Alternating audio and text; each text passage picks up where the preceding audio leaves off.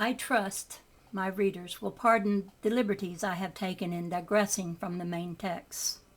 This has seemed necessary in order to get before you, in as concise a way as possible, a few of the numerous and widespread places where records have been found that refer directly to the older civilizations, their arts and culture, as well as the determining thoughts and motives which have maintained civilizations in very high accomplishments. A few groups still achieve these higher accomplishments. These groups do, in a measure, through the presentation of these achievements, become a guiding beacon for the human race as it again marches on to another high point in civilization's progress. It is still to be determined whether the mistakes of a few, accepted by the majority, can again overwhelm and carry the great bulk into oblivion for a great cycle of time. It is our vision that the present holds all the future. Nothing save the accomplishments of the present give form to the future. Thus humanity has but one road. If the present be made perfect, the future must be perfect. It is not the present perfection delayed to some future perfection. It is the conscious present perfection that brings forth the consciousness of the perfect future. Wherever we go, we find a people that had at one time lived wholly in the present.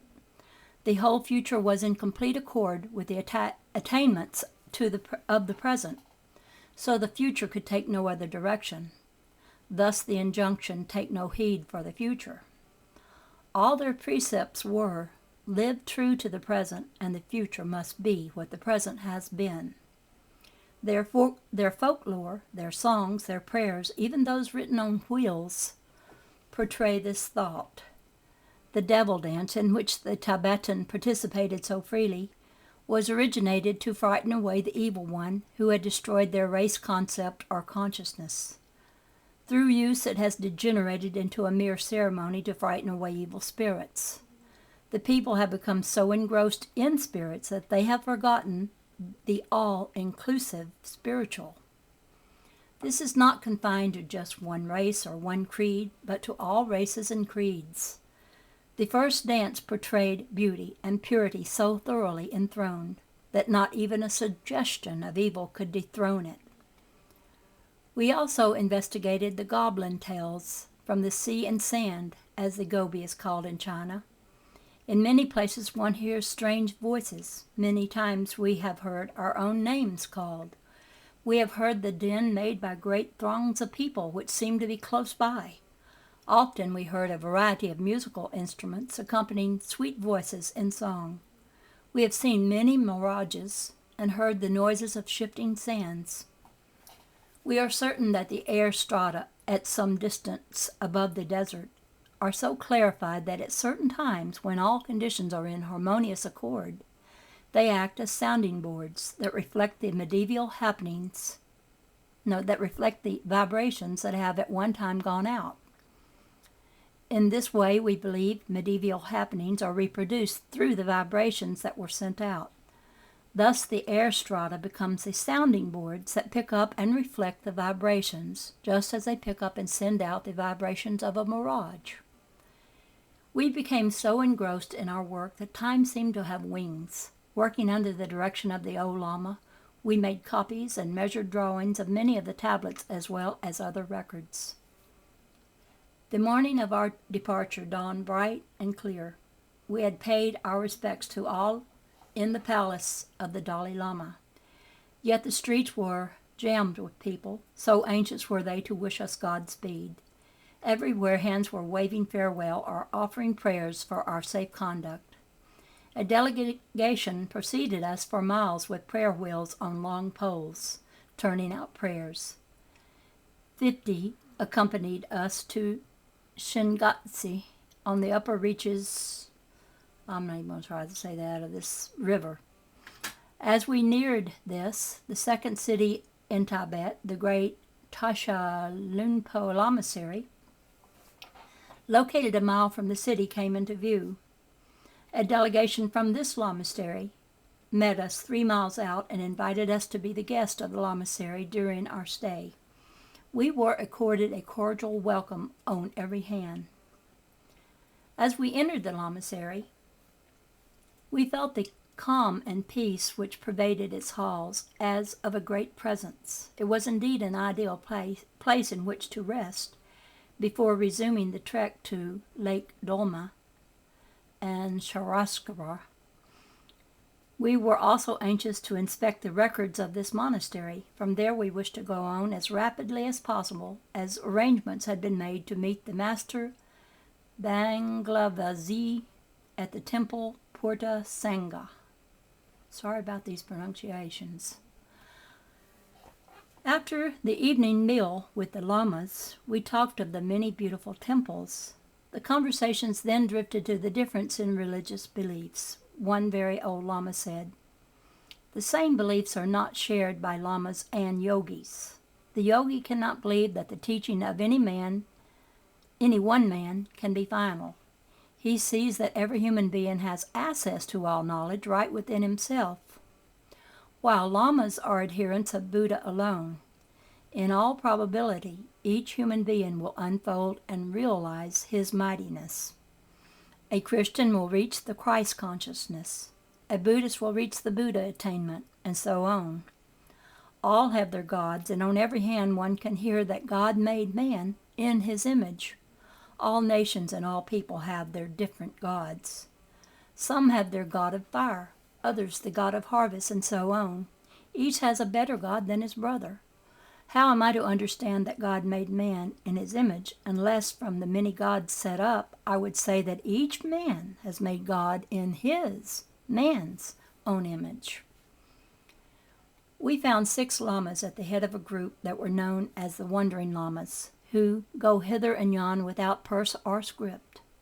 They never beg, ask alms, or accept food or money from anyone. They are always in touch with each other and with the 6 that are at the monastery. Of this order there are 3 branches, with one at the head of each branch, making 9 that are in charge. The three heads of the branches may be located in 3 different countries. Each of those who go out keeps in touch with the head of the branch he is working under. The head of the branch keeps in touch with the 6. The method which they use for communication we call thought transference, for want of a better name, but we know it to be a force far more subtle and much more definite. They call it Atma, the soul conversing with soul, using no other medium. We met 6 of these lamas and had lunch with them the next day. The old lama informed us that he would accompany us to the Porta Sangha temple when our work was finished. We accepted his offer, as he was a friend of the Munai, who were acting as our guide and interpreter. They both assisted us in every way with the records. During a conversation, the old lama casually remarked, "2 of your associates who left you last summer will arrive in Calcutta at 1:30 today, and if you wish to communicate with them, you can do so. Our chief wrote a message instructing them to go directly to Darjeeling and look after a business matter that needed attention, and to await our arrival on August the 24th. He dated the note, made a copy of it, and handed the original to the lama. The lama read the note, folded the paper carefully, and put it away. Our associates did meet us in Darjeeling on the 24th of August. They showed us a written message which was placed in their hands not 20 minutes after their arrival in Calcutta. They supposed the man was a messenger who had been sent ahead with the message. Now we had physical proof of the ability of some of these lamas. If this ability could be extended in one direction, why not in all directions? We were anxious to press on toward Porta Sangha, as many would gather at the temple this season, a very favorite time for such a visit. We went by way of Gyanzi and were told that we would find a very fine Chela who was known to all as the Laughing Chela. His laughter and song carried him and his associates over many difficult places, healing many as he sang. As we entered the courtyard of the lamasery, a very fine, upstanding fellow approached us with a hearty welcome, stating that they expected us to make the lamasery our home during our stay in the village. We told him we were anxious to push on to the Farsi Pass in the morning. Yes, he replied, we understand that you are on your way to Porta Tasanga. I return there in the morning and shall be pleased to go with you if you wish. We accepted, and with a hearty laugh he conducted us to our quarters in the great hall of the lamasery. After making us comfortable, he bade us good night and took his departure, saying he would meet us in the early morning. As he walked away, he sang in a well-modulated voice. This was the Laughing Chila. We were awakened in the morning at an early hour by his singing announcement that our morning meal was ready. We bade the lamas goodbye, received their blessings, and found all in readiness for our departure on the journey to Farsi Pass or whatever. This led us past the mountain peaks of Parsi and Kang La. In all, it was an arduous climb. But at the rough places, the Chila went ahead with laughter and song. At the more difficult places, his voice would ring out, and it seemed as though it lifted us up over them without an effort. We arrived at the top of the pass at 3 o'clock in the afternoon. To our surprise, instead of rugged mountains, we found a beautiful valley stretching out before us. This valley is called Shuba.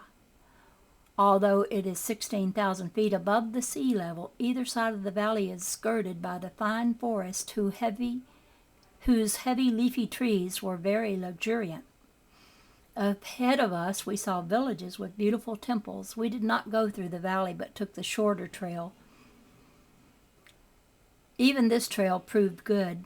We had proceeded but a short distance when we entered a beautiful forest with small streams on every hand. Here we saw an abundance of songbirds and wild fowl. We had not encountered a predatory wild animal on the entire trip. This probably accounted for the abundance of wildlife. Our next stopping place was at Mahamunai. Its fortress-like temple intrigued us, and here, as always, we received a hearty welcome.